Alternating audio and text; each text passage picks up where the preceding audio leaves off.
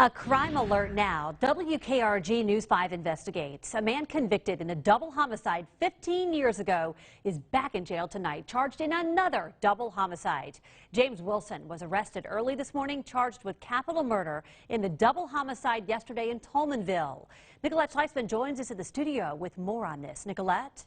Yeah, Devin, Wilson was convicted in a double homicide in 2006 that, according to court records, happened at the drive-thru of a McDonald's in Tolmanville, right across the street from the homicide yesterday on Dr. Martin Luther King Jr. Avenue and Craft Highway. Wilson was arrested in April of 2006. He was 23 at the time. The next year, he entered a guilty plea.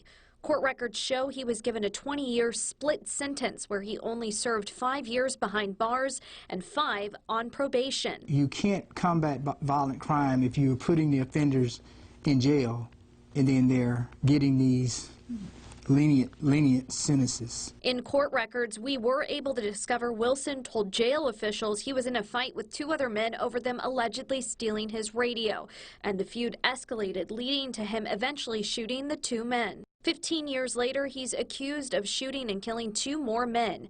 Mobile police identify them as 25-year-old Camden Jackson and 26-year-old Van Kennedy. Once people start pulling the triggers, if you don't hold them accountable for them, they're not going to stop until they're either dead or they're going to kill somebody else.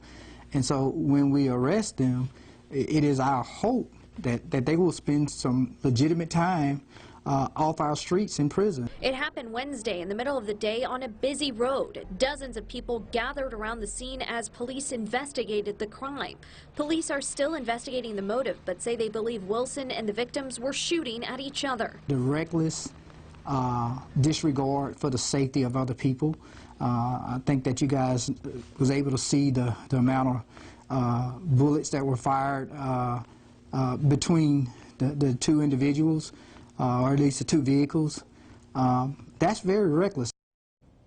And Wilson is back behind bars tonight and is expected to be in court tomorrow morning for a bond hearing. Reporting live in the studio, Nicolette Schleisman, WKRG News 5.